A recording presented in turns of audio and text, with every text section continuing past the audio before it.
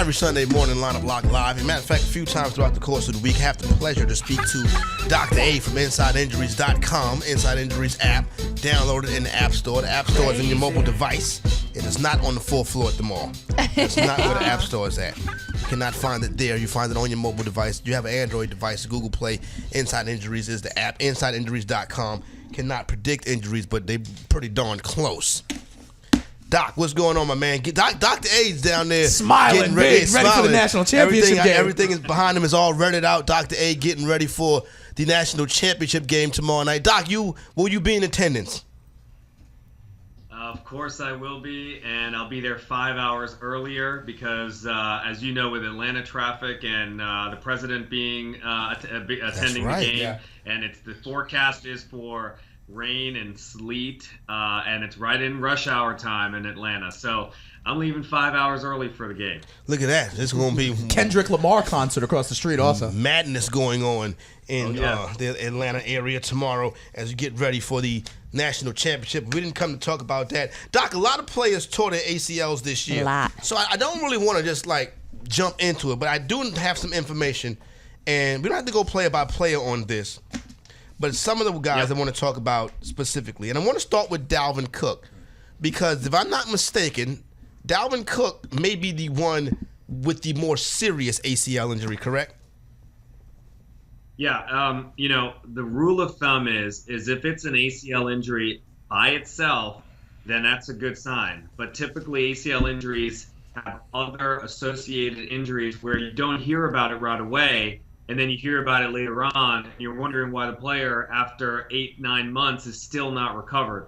So Dalvin Cook is one of these guys where when you hear the words cartilage injury in association with this ACL injury, you automatically have to think of a microfracture injury. And a microfracture injury is something that takes a significantly longer time to heal because it's a very delicate situation. I mean, just think about it. The cartilage is what supports your knee within that joint. And if there's a fracture, a microfracture within that cartilage that extends into the bone that's holding it, then it's a very, very hard fracture to heal because of the blood flow to that area. And so it will take an additional 4 to 5 to 6 months to get that microfracture to heal. So in Dalvin Cook's case, he had cartilage damage with the ACL tear, which you should really be suspicious of some sort of microfracture injury.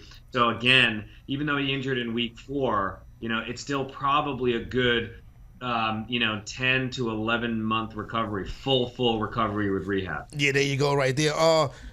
Carson Wentz tore his in the latter part of the season. How does he look as far as getting back on the field by training camp? Yeah, Carson Wentz is another one of these guys where he had the ACL tear with his lead leg. But the biggest thing there is that he has a damaged or a torn meniscus associated with that ACL tear, and I believe he partially tore his IT band. And I don't know if everyone knows where the IT band is, but it's along the outer aspect of the upper thigh, which basically is one of the support mechanisms of the outer thigh. And the IT band attaches to the knee. So that's probably where it's injured, where it attaches to the knee on the outside of the knee. So he's got 2 other injuries associated with this ACL tear. And that's what typically happens and takes the longer time to heal. An ACL tear, with all of the great surgery we have today and all of the techniques and enhanced techniques and technology, an ACL tear sometimes can take only 16 weeks to recover and fully rehab from if it's a sole, ACL tear within the ligament, but when there's all these other injuries there, you have to add on 2 to 3 months on top of that. So, Carson Wentz, I still think it's going to be eating into that sort of training camp preseason time frame for him because he sustained that injury so late in the season. Deshaun Watson was a player fantasy owners quickly fell in love with. Then we lost him. Deshaun Watson, his ACL tear was more towards the middle of the season. The thought process is he should be good to go. So, yeah, he tore the other ACL, simple ACL, tear on the other knee, and he recovered very well from it because he didn't have any other associated injuries.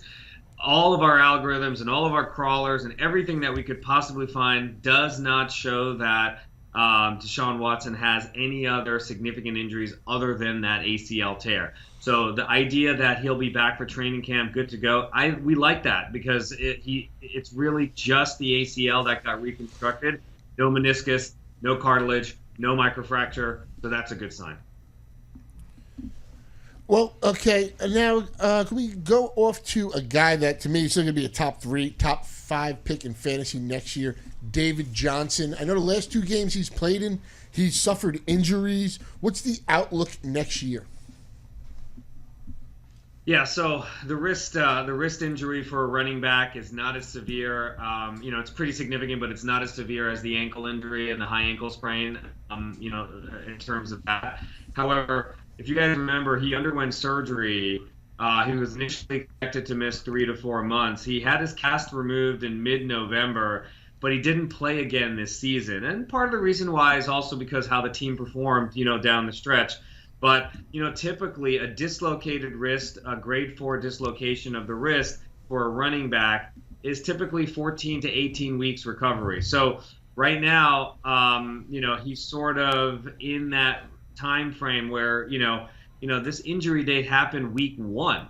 And so, we've gone through 18 weeks of the season. So he should be ready for training camp and all of the workouts, etc. The only problem with this is that this is a highly recurrent injury. And, don't be surprised if you see some sort of wrist or hand injury with that injured area next season. But, he should be almost the full recovery, definitely by training camp. Hey, Dr. A, this is Dan. You were talking about David Johnson in week 1. I think one of the most talked about injuries that happened even before week 1 is Andrew Luck of the Indianapolis Colts. About this time last year, the owner came out and said he'd absolutely be ready for the season. We now realize that he was in fact lying to the fan base in Indianapolis. But they're saying that, he's been over to Europe for the blood spinning and all of that. What do you think is the outlook for Andrew Luck? Is this something that is actually now career-threatening, or with another offseason, potentially other procedures, do you think Andrew Luck will ever be what he once was? You guys know our take on Andrew Luck. We've been saying it all season long. It was, if he didn't have any setbacks, he could have returned. The biggest issue is this labral injury that is very, very complex, that he has probably injured it for several years now and played through it.